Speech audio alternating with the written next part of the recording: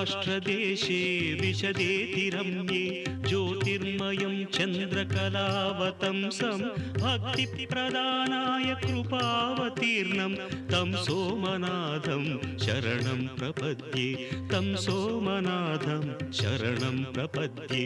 श्रीशैलसङ्गे विबुधातिसङ्गे तुलाद्रितुङ्गेऽपि मुदा वसन्तं तमर्जुनं मल्लिकापूर्वमेकं नमामि संसार समुद्रसेतुं नमामि संसार समुद्रसेतुम्।